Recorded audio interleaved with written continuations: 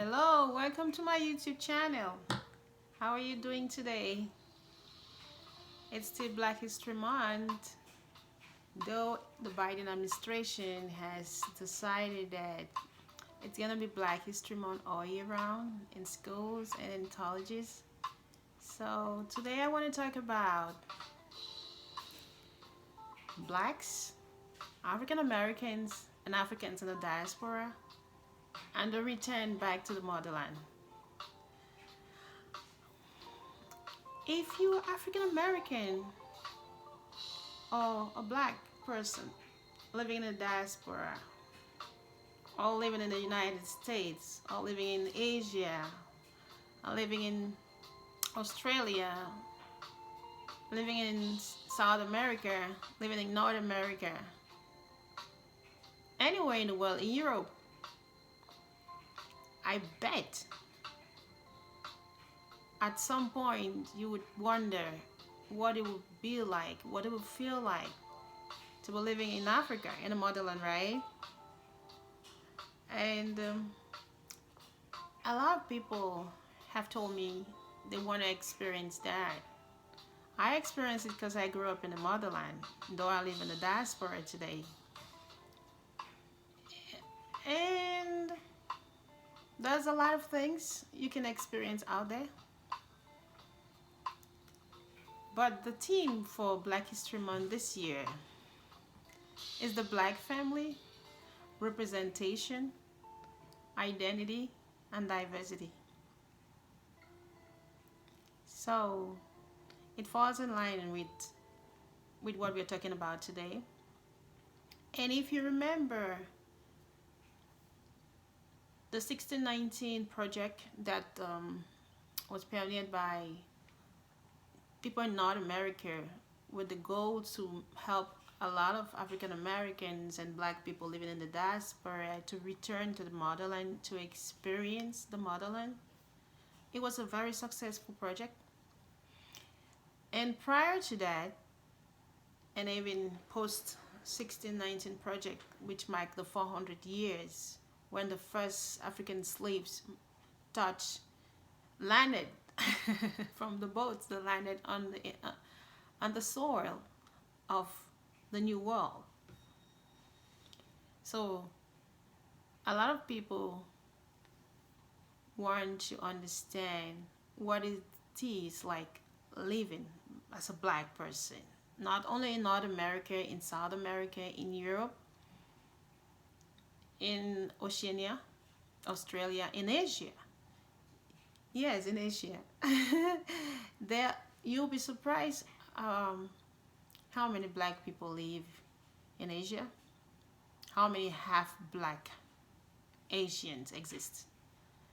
There is a growing population of half black Asians that dates as far as in the 90s, in the late 80s, early 90s, with people moving to Asia for business, for school, for education, and they happen to fall in love and intermarry with the Asians, and you have this race of beautiful mixed children, or mulattoes if you call them that way, that are living today in their 20s and early mid-20s. And for them, because I know a couple, it's different what they experience, but like in Europe, like in North America, the experiences are similar. Like, they look different and they talk different, even though they speak the language fluently. They still have people looking at them to be strangers, not alien. That's a strong word. As strangers or foreigners. But what I learned in the course of learning more about African American history is that as far back as the 1920s and 30s, African Americans have been migrating to not only mainland Europe back in the days, but also to the USSR, Stalin's USSR back in the days. So we have Black Russians. it was it was a surprise to me when I found that out, because the late 1920s and 30s was in the North America, or in the United States, was the Great Depression, and the Jim Crow laws, the segregation, the lynching, and everything that wasn't in favor of black people. So a lot of black professionals with technical skills were looking for jobs abroad. And it was the Great Depression in the United States, and Stalin and the USSR found this as a superb occasion to get people from the United States. And those who were fortunate at the time to make the move, a lot of them found great success in the USSR, and some of their children are still living in, their great grandchildren or their descendants are still living in Russia today. But for me, when I thought about blacks in the USSR or Russia today, or East Africa, East Europe today, Eastern Europe today, it never occurred to me that they had come from since the 1920s and 30s from the United States.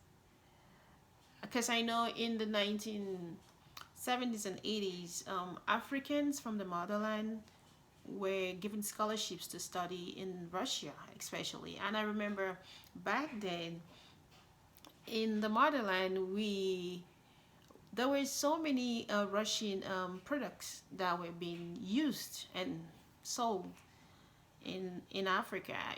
I remember riding in the ladder.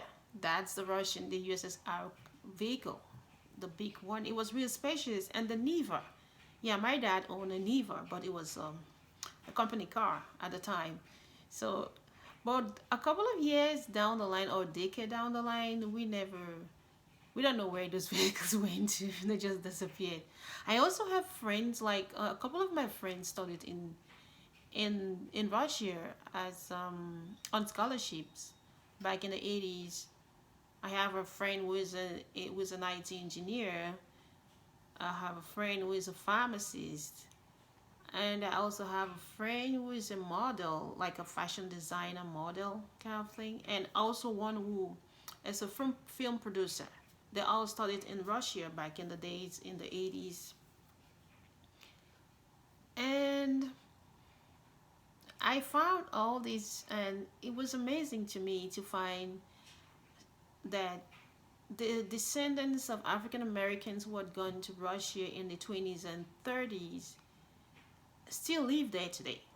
Well, they benefit a lot because they had free education at no cost compared to what they experience in the United States, where you have to pay over $40,000 for an undergraduate degree. So I think a lot of them decided to stay when the USSR collapsed. Where some of them moved back to the US, to the US, even though most of them stayed back after the fall, because the relationship wasn't the same after Stalin was no longer there, and the USSR had collapsed, and the end of the Cold War. So it was different after that. But a lot of them decided to stay back. And now there's the movement to move back to the motherland, to move to different parts of the world where African Americans or black people's skills are more paid or more desired. So there's this migration back to the motherland or back to somewhere else like Asia, because there's a boom in at some point it was Africans or African Americans moving to Asia to teach English or to study Chinese, Japanese culture. I have some friends who work in the IT industry who went to work in Singapore back in the days, Some are still there, and I know a couple of friends too who are in the automobile industry and who go back and forth to buy automobile parts to sell in Africa. And so this movement has opened the door for more black people to live in Asia. Because we have blacks in Korea, we have we have the U.S. military out there in Korea, in South Korea. So that's another thing to promote blacks in the area. And the blacks in Singapore, the blacks in Japan, some having businesses, some are students, some work, a lot of them work in the model industry. A lot of them are models, they work in the fashion industry, they're designers. Some of them are into pop culture, music. And just knowing that there are black people everywhere in the world, it makes me feel good, because working on the street, our diversity is really an empowering force, because it enhances our experience when we go around the world. And identifying yourself in a different land, a different country, a different continent, black representation in every continent today is something that is very positive, not only for the blacks that live today, but for the blacks they're gonna live in future. And the great thing about people migrating and intermarrying, we're creating a new race of colored people, exotic people, exotic skin color, hair texture, and facial structures, body shapes. And the trend in the world today is everybody wants an African butt. Yeah, because African women are born like that. They form like a shape like an S, and don't usually have to do plastic surgery to have a big butt. This is beauty, that African beauty, that is being admired today and even adopted by other cultures, which wasn't the case before. I remember when I was in school, I was told that back in the days when the colonists went to Africa, African women did not wear bras, neither did they wear panties, because it's hot, right? And they wore the cotton cloth or clothing. They found it horrible that African women did not wear bras or did not wear panties. But today, it's the culture that exists around the world. Yeah, most women don't wear bras or panties in the Western world in the summertime. But this is something that was looked upon as primitive back in the days, but it's adopted today all over the world. Now let's look, because I'm trying to look at how much African representation is affecting the world, and and it's very positive to me. Look at African music, Afro music, gospel music. It's been adopted all over the world. Jazz, blues, the bossa nova from Latin America. It originates all those vibes, the flavors from different music brought in by the African slaves into the new world. And these different blends have shaped the music industry and the music world today. And this is contribution that Africa has made in the diaspora and to the global world today. So when I hear people ask, like, what does Africa bring to the global age, to the global world, I'm telling you, there's a lot. Look in the fashion industry.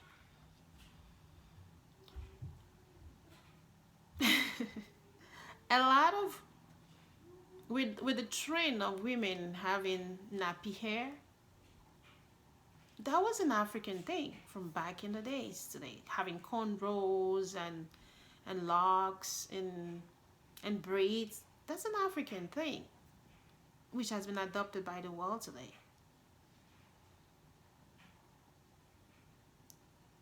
And just look at how far we've come in everything we do. Today, African cuisine, it's everywhere in the world.